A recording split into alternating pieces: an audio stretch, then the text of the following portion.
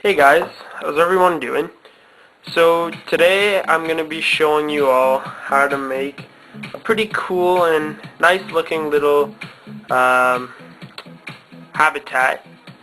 It can also just be for the heck of it. I mean, I know for those of you who have empty tank syndrome, like I often do, have an empty enclosure and you don't know what to do with it and you want to put something in it, well, this is something you can do with it if you don't, and it also works for a lot of animals.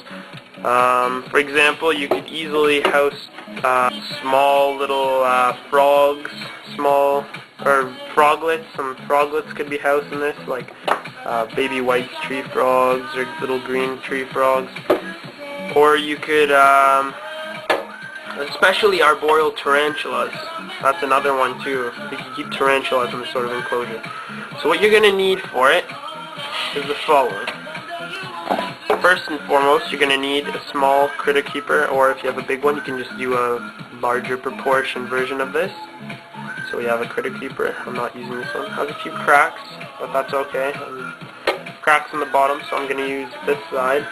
And what you're going to do is, if you want it, the ecosystem we're making is, we're going to basically make a vertical ecosystem, a vertical habitat. So, yeah. What you're also going to need is, you're going to need saran wrap. You're going to need some cork bark. You're going to need these little clay balls that you can buy at most nurseries. For you Canadians in the Ontario region, I buy these at Belgian Nursery in the Kitchener-Waterloo, Cambridge area. And you're going to need a hardy plant clipping. I use pothos. It grows without, like, it's perfect. I just snipped it off that huge plant. That one's going nuts. It's going all over my room now. It's really cool. So yeah, I just took a snippet off there that's not too high, and it kind of grows up already, and it's nice. It would look nice vertically. And you're going to need a soil mix. I have coconut husk with a bit of peat moss, and there's a tiny bit of soil in there. You don't really need that. Even just a coconut husk will work, but this is a little mixture. So that's what you're going to need. The soil, the balls, the ceramic balls, the pothos, some cork bark, looks really nice if you have it, and the saran wrap. Alright, so once you have those things, that'll help. On to the next step. Now we got the saran wrap on nice and tight. It should be pretty firm when you move your finger against it. It should stay in place. And don't worry if it isn't too firm, because either way, when you put the lid on, it's going to press against the sides here and make it more firm as well. So now the next step that we're going to go to is we need our clay balls. The clay balls, the reason we use these is because, one, it aerates the soil. Two, we put them as a bottom layer so that when you water the plant that's going to be in there, or make sure the substrate stays moist, the excess water will go down here, and the clay balls also absorb some of that water, and it keeps the substrate humid. You only want one layer of balls. You're not going to have any balls over each other. It's just one layer.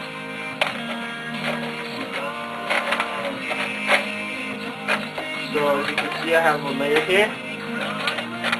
Alright, so now we got that. So that's that. Next we're going to add our soil. So the soil is real good. So just take it, then we pour it over. And you're just going to cover it and keep patting it down until you get to the top of your saran wrap layer.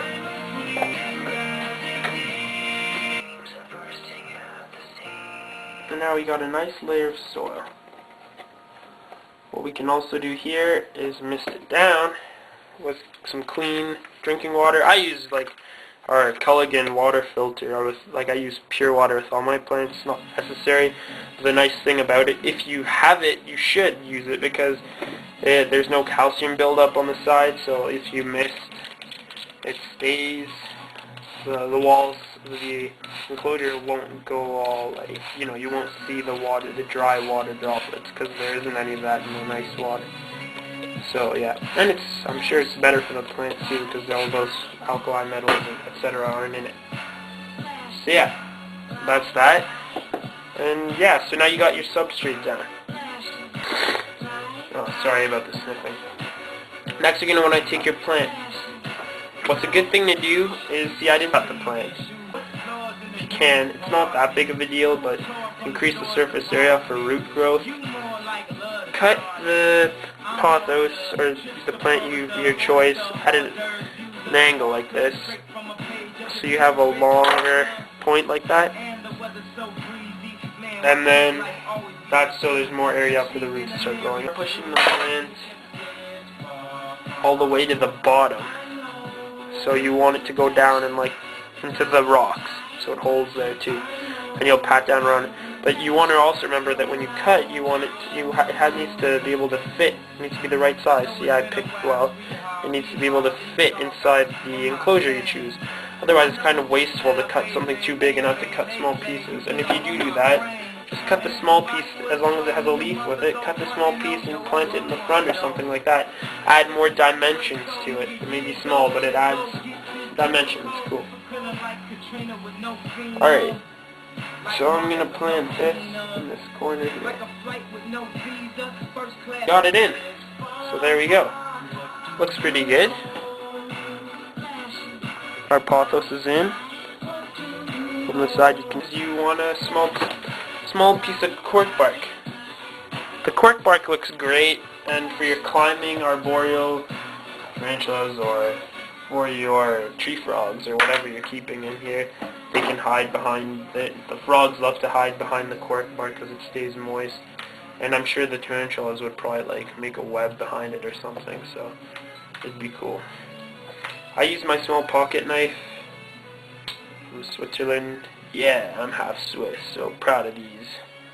And yeah, I use the saw on it to cut this small piece of cork bark right out of it. And yeah, so now I'm just going to place it in. So you can just choose an area to put it in. Now you don't have to actually bury this cork bark into the substrate or anything. You just want to make sure it's kind of well fixed in the corner you decide to put it in.